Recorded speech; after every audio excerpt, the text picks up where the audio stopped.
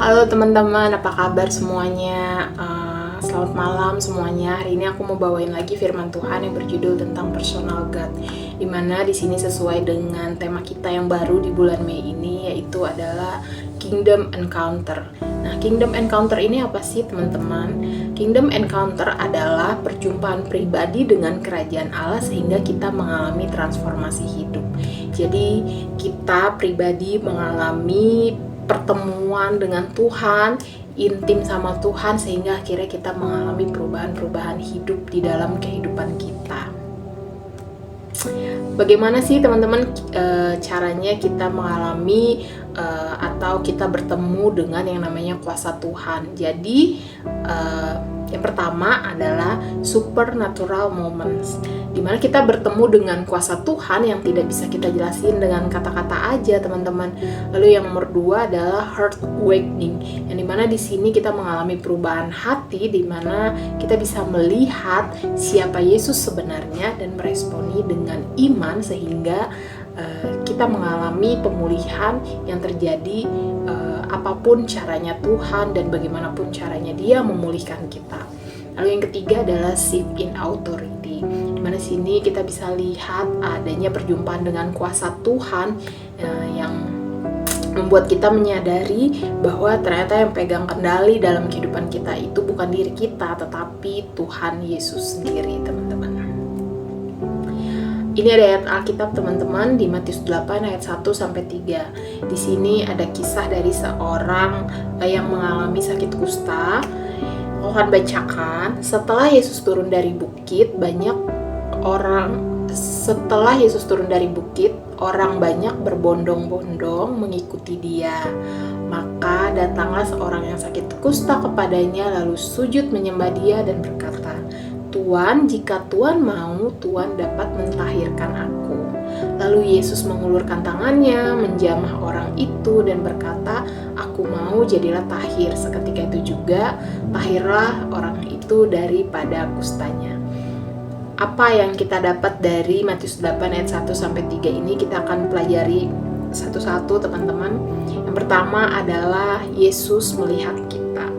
Bagaimana di sini kita bisa lihat bahwa ketika kita mungkin melakukan dosa, teman-teman, atau mungkin kita sedang mengalami masalah dan itu membuat kita malu, ada muncul rasa malu karena kesalahan yang kita lakukan atau konsekuensi yang kita lakukan.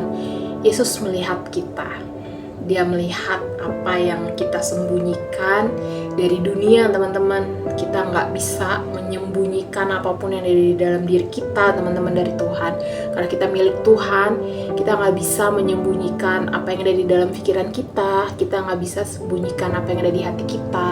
Apa yang ada di seluruh dalam diri kita ini tuh Tuhan Yesus tahu, teman-teman. Jadi kita nggak bisa main sembunyi-sembunyian nih sama Tuhan, teman-teman. Dan bagusnya dan puji Tuhannya kita memiliki Tuhan yang gak fokus di situ, teman-teman. Tuhan gak fokus di area itu. Dia fokus kepada kasihnya kepada kita, sehingga Dia mau datang kepada kita untuk memulihkan kita. Dimana juga di ayat ini kita juga belajar bukan cuma Yesus yang mau datang sama kita, bukan cuma Tuhan yang mau datang sama kita untuk memulihkan diri kita, tapi kita juga bisa, teman-teman, datang kepada Tuhan, teman-teman. Tuhan terima kita dengan kasihnya yang gak berbatas, teman-teman, kepada kita. Lalu yang nomor 2 adalah Yesus menjamah apa yang orang lain hindari. Teman-teman tahu kan bahwa bagaimana penyakit kusta pada saat itu sangat dihindari oleh orang-orang sekitar. Tetapi ini nggak berlaku bagi Yesus pada saat itu, teman-teman. Bagaimana Yesus memulihkan orang yang mengalami sakit kusta ini? Yesus memegangnya, menyentuhnya, mengulurkan tangan dan menjamahnya sehingga ia mengalami yang namanya kesembuhan. Dan di mana bukan cuman kesembuhan secara fisik yang ia terima, tetapi juga ia mengalami yang namanya penerimaan, teman-teman. Lalu yang nomor 3 adalah apa yang Yesus jamah diubahkan.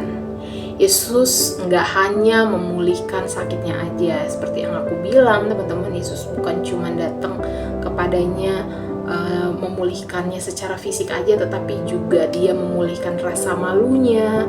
Lalu Yesus juga memulihkan penolakan yang dia alami, sehingga akhirnya dia mengalami penerimaan. Dan juga Yesus merestorasi iman, merestorasi identitas jadi bersih dan pulih, teman-teman. Kita dapat identitas baru lagi, teman-teman, dan juga identitas kita dipulihkan. Ini ada proses aku, teman-teman, kesaksian aku bahwa hidup aku mungkin dulu dan sekarang kita semua sama-sama pernah mengalami pikiran yang penuh, masalah yang bertubi-tubi nggak selesai-selesai. Kadang aku ngerasa kayak gitu, teman-teman.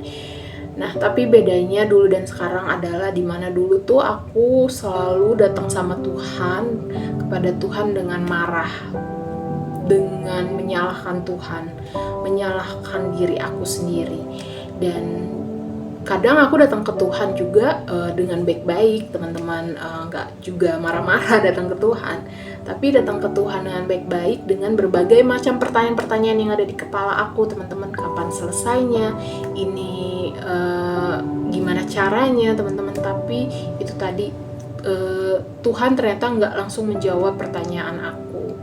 Nah, disitulah aku mengalami reaksi-reaksi yang negatif ketika aku mendapatkan satu masalah, ketika aku mendapatkan pikiran yang penuh. Nah, bedanya dengan sekarang adalah, teman-teman, nggak dijawab juga sih sama Tuhan, nggak langsung nggak ada bedanya, teman-teman. Maksudnya nggak dijawab langsung sama Tuhan juga. Cuman respon aku berbeda, teman-teman.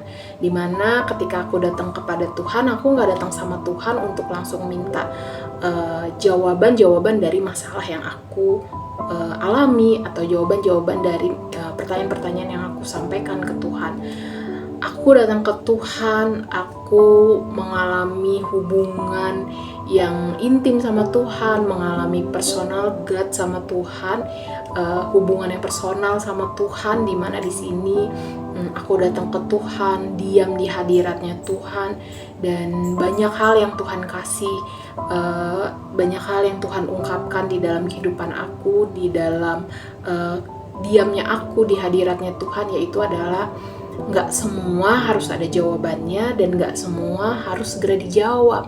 Ini adalah bagian jawaban dari Tuhan di dalam kehidupan aku, yang dimana jawabannya bukan jawaban selesai atau tidaknya masalah itu, tetapi adalah Tuhan, ketika Tuhan bilang sama aku nggak semua harus ada jawabannya atau nggak semua harus dijawab, itu membuat aku memiliki hati yang percaya sama Tuhan, teman-teman.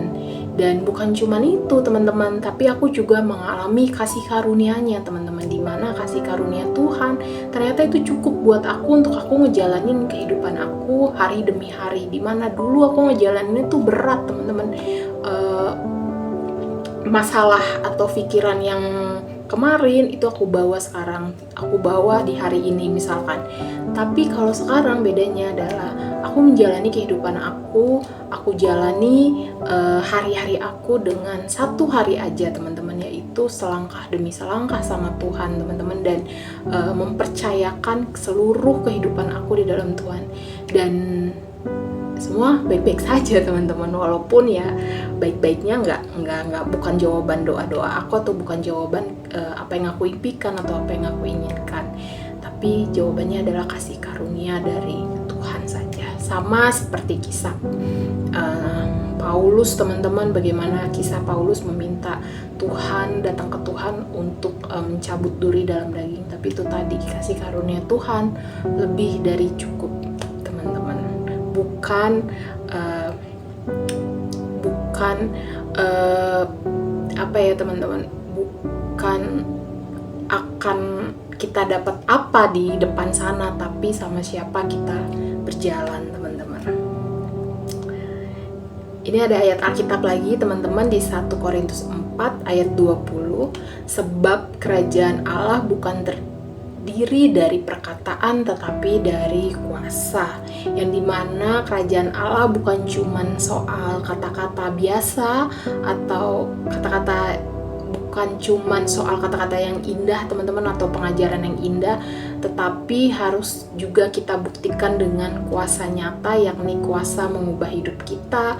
Ada kuasa Roh Kudus di situ dan juga bukti nyata dari kebenaran-kebenaran Injil yang pada akhirnya mentransformasi kehidupan kita, teman-teman. Ini tadi teman-teman, goalsnya adalah keseluruhan hidup kita ditransformasi kepada kehidupan yang baru. Tadi bahwa goalsnya ketika kita datang ketemu dengan kuasa Tuhan akan ada yang namanya tujuan. Setiap dari kita, kalau Tuhan mau bertemu dengan kita, dia pasti ada tujuannya. Dan tujuannya adalah mentransformasi kita kepada kehidupan yang baru, di mana kehidupan ini harus sesuai dengan apa yang Tuhan mau, sesuai dengan apa yang bikin hatinya Tuhan senang sama kita, senang sama perbuatan-perbuatan kita, teman-teman. Karena senang sama apa yang kita lakukan, teman-teman. Itu tadi teman-teman, ini ada points to pondernya. Coba sharing bagian apa dari hidupmu yang membuat kamu merasa tidak layak untuk ketemu Tuhan. Yang kedua, pernahkah kamu mengalami jamahan Tuhan yang mentransformasi hidupmu? Kita sharing nanti sama-sama ini di breakout room, teman-teman. Aku sudah selesai, terima kasih.